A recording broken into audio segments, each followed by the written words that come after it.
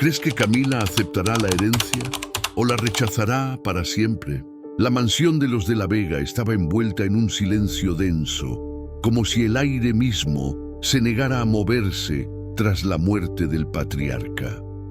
Las cortinas de terciopelo, pesadas y oscuras, colgaban inmóviles, atrapando el polvo y los secretos que habían acumulado durante décadas. En el salón principal, rodeado de retratos de antepasados con miradas severas, un pequeño reproductor de cinta reposaba sobre el escritorio de caoba. La voz del viejo resonaba con una calma inquietante. Si me mataron, la herencia va a quien lo denuncie. Si morí, naturalmente se reparte como siempre. Nadie lloraba. Nadie abrazaba a nadie, solo miradas esquivas, dedos temblorosos y mentes calculadoras. Doña Elvira, la viuda, permanecía sentada en un sillón de respaldo alto, vestida de luto riguroso, aunque sus ojos traicionaban más alivio que dolor. A su lado, Lucía, la hija menor, observaba a sus hermanos con una mezcla de desconfianza y rabia. Santiago, el primogénito, caminaba de un lado a otro como un león enjaulado, insistiendo en que su padre jamás se habría quitado la vida. «Era un hombre de hierro», repetía, aunque todos sabían que el hierro también se oxida. Mientras tanto, Camila, la mediana y favorita del patriarca, acariciaba el borde de su taza de té con una sonrisa casi imperceptible, como si ya supiera algo que los demás ignoraban. La grabación había sido descubierta por el mayordomo, un hombre de 70 años que había servido a la familia desde antes de que los hijos nacieran. Estaba en el cajón secreto del escritorio, explicó con voz temblorosa, junto a un frasco vacío de pastillas. Pero no había nota de suicidio, ni huellas extrañas, ni señales de lucha. Solo el cuerpo frío del viejo en su butaca favorita, una copa de coñac a medio beber y esa maldita cinta que lo cambiaba todo. Porque de repente no se trataba solo de quien lo mató, sino de quien tenía motivos para matarlo. Las paredes de la mansión parecían susurrar. En el pasillo, los cuadros de los antepasados parecían juzgarlos con sus ojos pintados. En la cocina, el personal se negaba a hablar, pero sus miradas decían más que 1000 palabras. Y en cada habitación, los herederos revisaban sus recuerdos, buscando pistas, justificaciones, excusas. Algunos recordaban los gritos del viejo en las noches, sus amenazas veladas, sus castigos desproporcionados. Otros, en cambio, evocaban sus gestos de ternura oculta, sus regalos discretos, sus advertencias sabias. Pero todos sabían una cosa: si alguien lo había matado, ese asesino estaba entre ellos. Porque la verdadera pregunta no era quién lo hizo, sino quién se atrevería a denunciarlo, sabiendo que eso le daría toda la fortuna.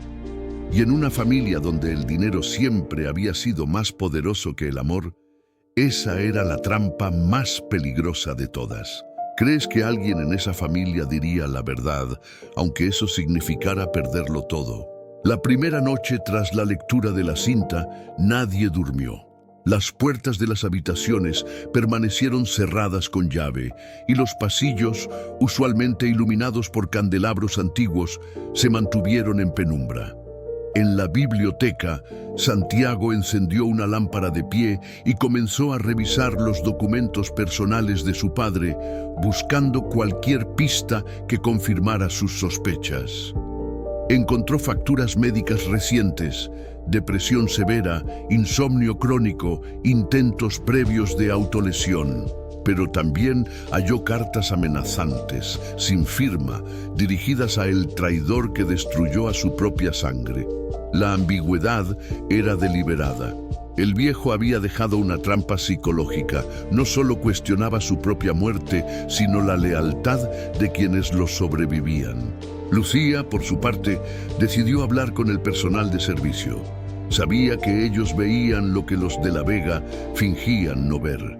La cocinera, Una mujer robusta de pelo canoso y manos marcadas por años de trabajo, le confesó entre lágrimas que el patriarca había estado extrañamente tranquilo en sus últimos días.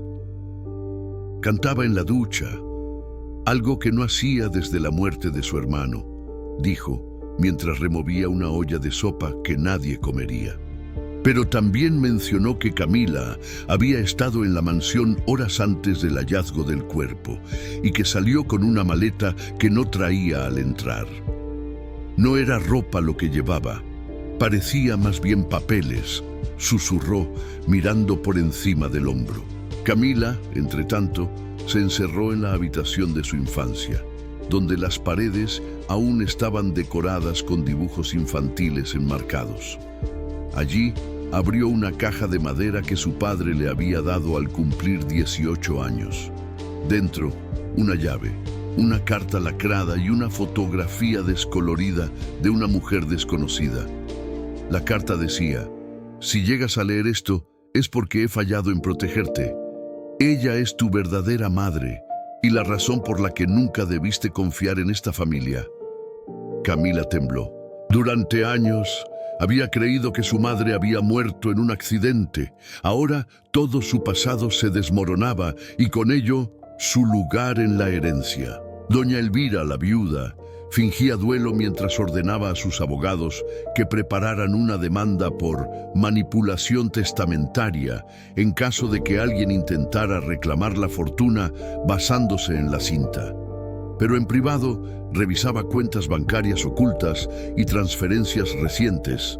El viejo, en sus últimos meses, había estado transfiriendo millones a una cuenta en las Islas Caimán. ¿Era eso un intento de proteger el dinero o de castigar a alguien? La duda la consumía. Si él se había suicidado, ¿por qué dejar esa grabación? Si lo habían asesinado, ¿por qué no dejar una prueba clara? A menos que quisiera que la familia se destruyera a sí misma. En el jardín trasero, bajo la luna menguante, el mayordomo enterró algo pequeño y metálico. No era un arma ni un diario, sino una llave USB que había encontrado en el bolsillo interior del traje del patriarca. No es mi lugar juzgar, murmuró, mientras la tierra cubría su secreto. Pero sabía que tarde o temprano alguien cavaría allí, y cuando lo hiciera, la verdad saldría a la luz, o los enterraría a todos. ¿Crees que el mayordomo enterró la prueba definitiva o solo otra mentira? La tensión en la mansión llegó a un punto de ebullición cuando Santiago irrumpió en el comedor durante el desayuno, sosteniendo un frasco vacío de pastillas con sus propias iniciales grabadas en la etiqueta. «¡Esto estaba en su habitación!», exclamó, arrojándolo sobre la mesa. Las miradas se clavaron en Lucía, quien palideció al reconocerlo. Era su medicación, recetada tras un episodio de ansiedad severa meses atrás. Pero ella juró que no lo había visto desde hacía semanas. Camila, con una calma inquietante, sugirió que tal vez el viejo lo había tomado prestado o lo había robado. La insinuación fue suficiente. De repente, todos sospechaban que Lucía tenía acceso fácil al veneno perfecto. Lucía, furiosa y herida, subió corriendo a su habitación y regresó con un diario viejo, encuadernado en cuero negro. Lo lanzó sobre la mesa con un golpe seco. «¡Lean esto!», gritó, con lágrimas en los ojos. Las páginas estaban llenas de anotaciones del patriarca, fechadas en los últimos 6 meses de su vida. Hablaba de su deterioro mental, de sus remordimientos, de sus planes para dejar ir el control. Pero también mencionaba a Camila con una mezcla de orgullo y temor. «Ella sabe más de lo que aparenta.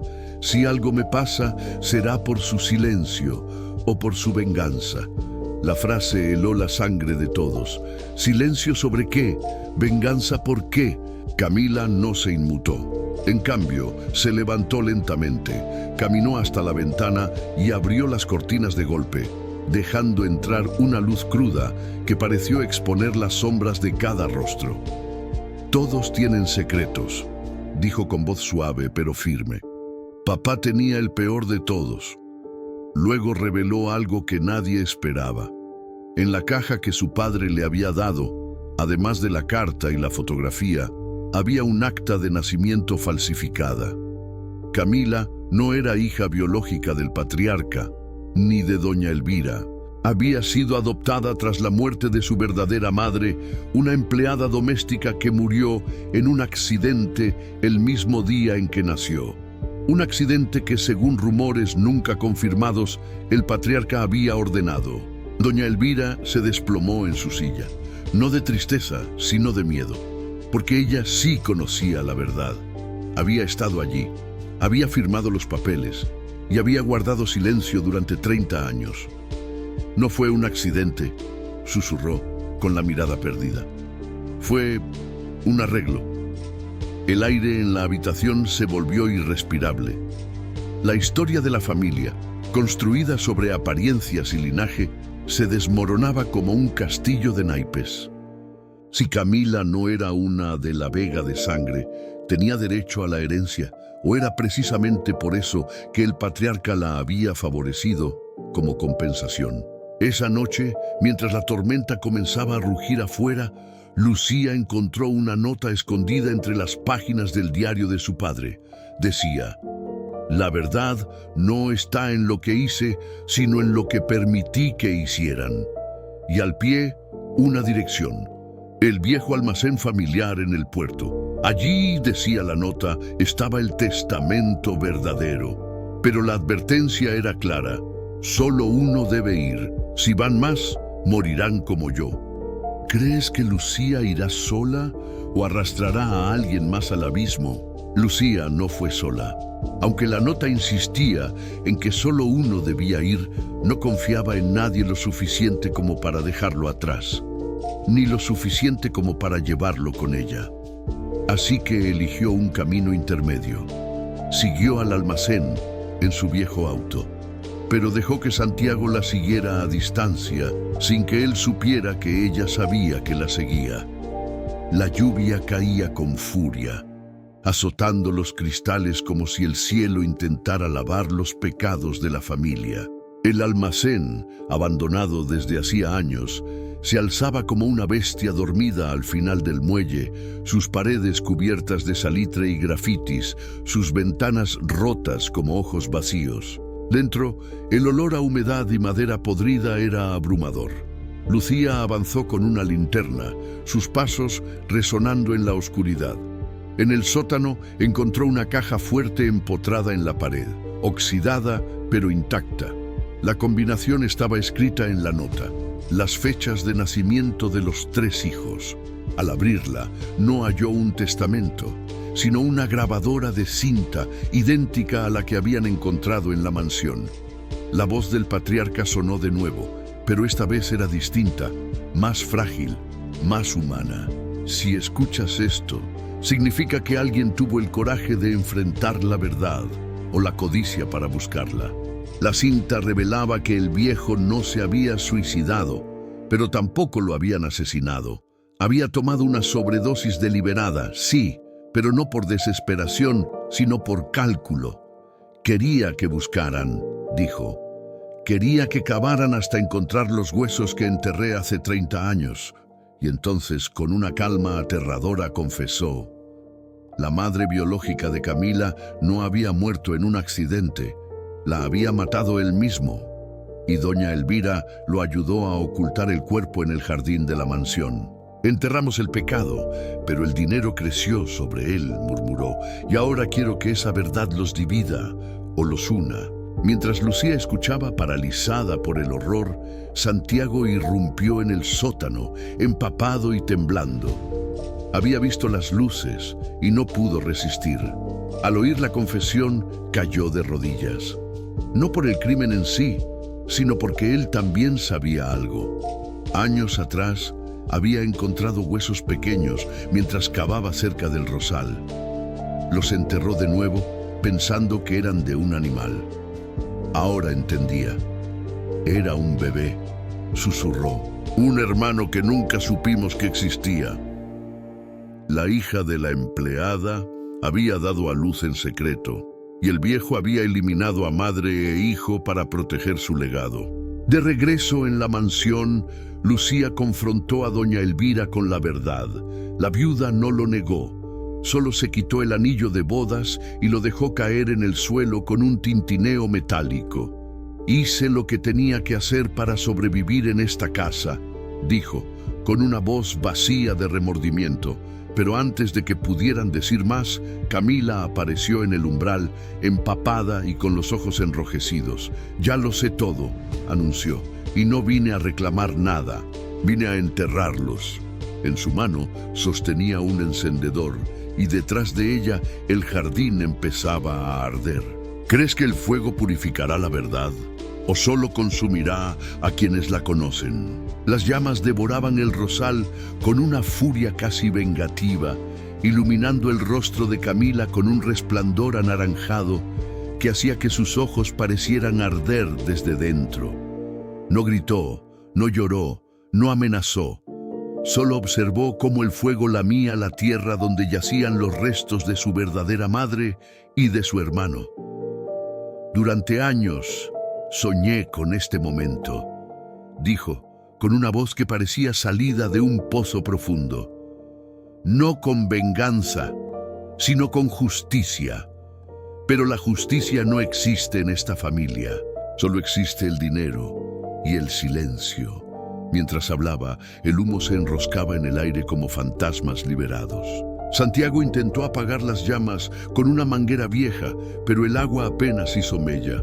El fuego ya había alcanzado las enredaderas que trepaban por la fachada oeste de la mansión. «Estás destruyendo todo», le gritó a Camila desesperado. Pero ella se limitó a sonreír con tristeza. «No, Santiago, solo estoy revelando lo que ya estaba podrido». En ese momento, Lucía comprendió algo terrible.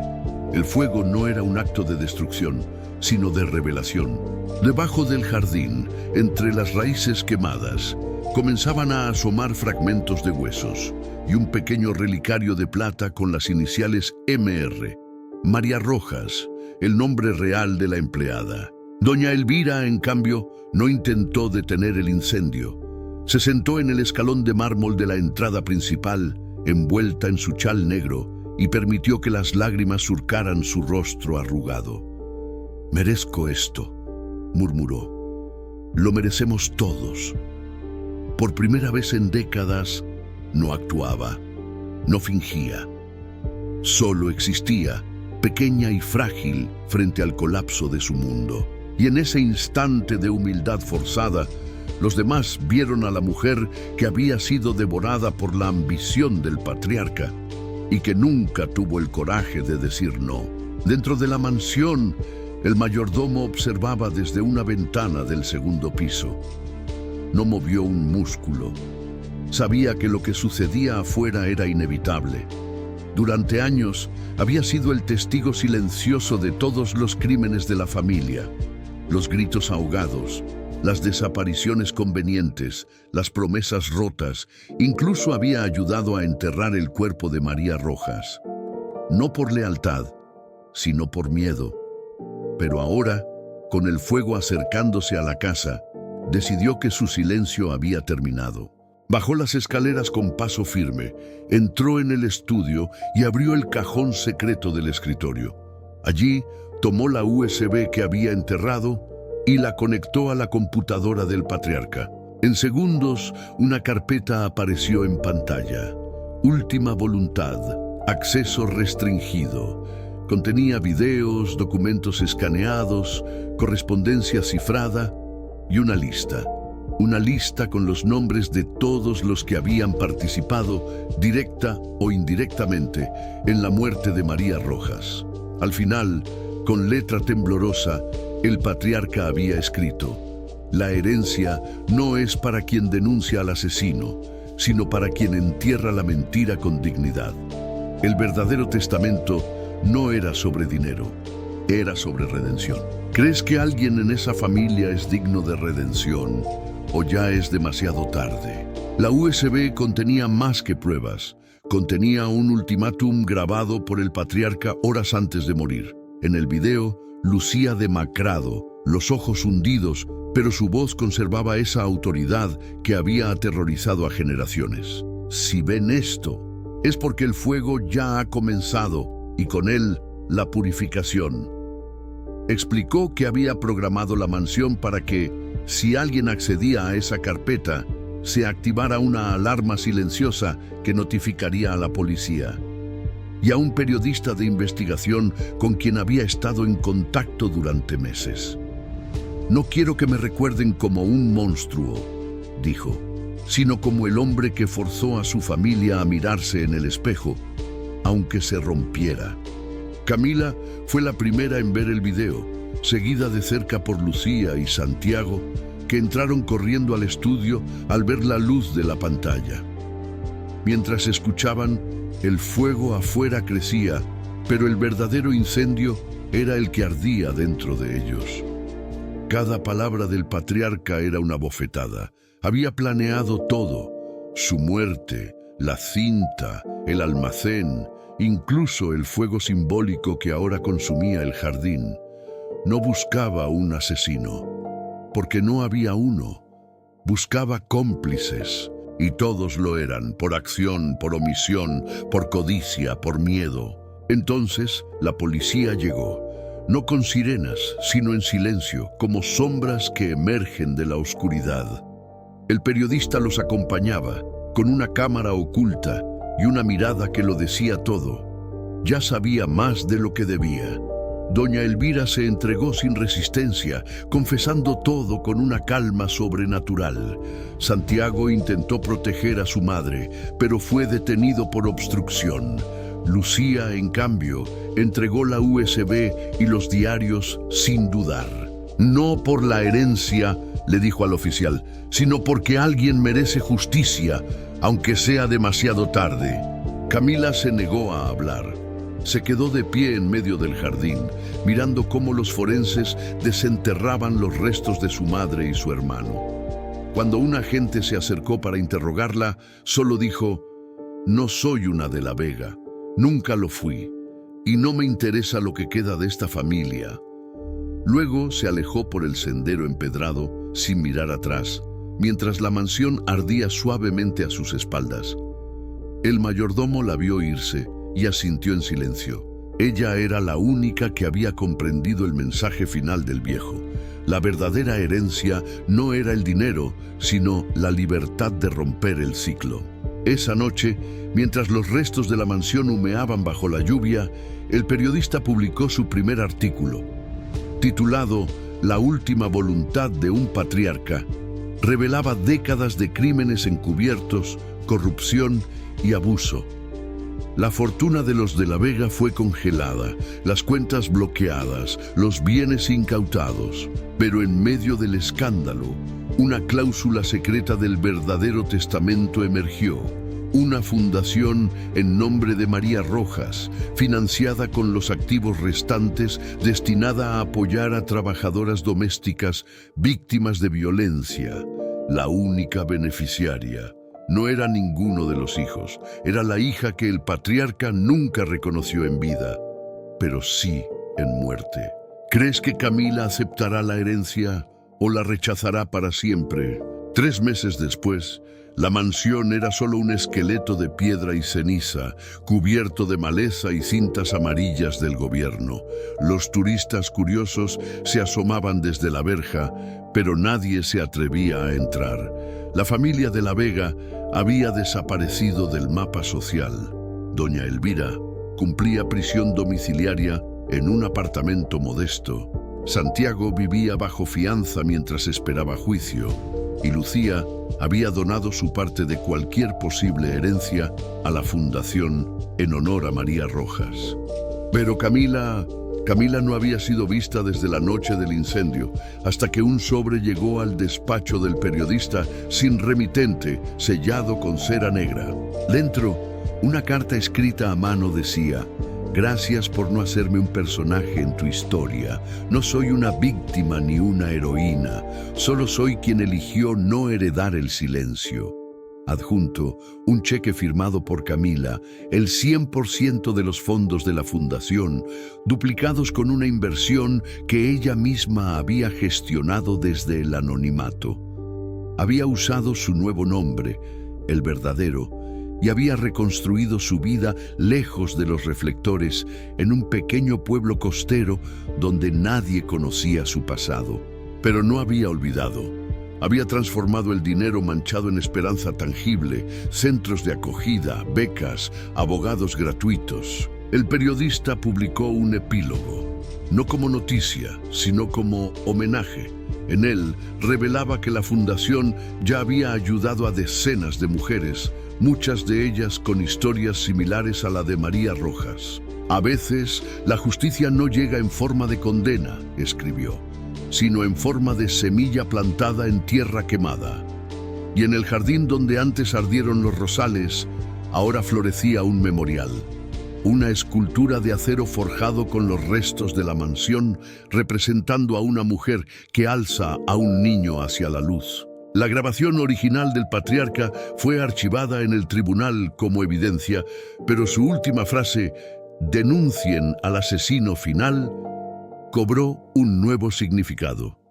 Porque el verdadero asesino no había sido un solo hombre, sino un sistema, el de la impunidad, el machismo, el poder absoluto en nombre de la sangre. Y el asesino final era el silencio colectivo que permitía que esos crímenes permanecieran enterrados. Al romperlo, Camila no solo honró a su madre, también rompió la maldición que pesaba sobre la familia. Hoy, en el pueblo costero, hay una librería pequeña llamada María. Nadie sabe quién la fundó, pero los libros están siempre abiertos. El café es gratis y en la pared cuelga una frase bordada en un lienzo. La verdad no hereda, se siembra. Y cuando el viento sopla del mar, parece que alguien susurra, gracias. Si esta historia te conmovió, te estremeció o te hizo cuestionar lo que creías saber sobre la verdad y la familia, no te vayas sin dejar tu huella. Dale like, porque cada clic ayuda a que historias como esta lleguen a quienes más las necesitan. Suscríbete y activa la campanita, porque aquí no contamos solo relatos, desenterramos los secretos que el mundo intenta esconder. Y si te atreves, comenta, ¿tú qué habrías hecho en el lugar de Camila? Porque en esta casa, la verdad siempre encuentra su voz. Veja se a história tem conexão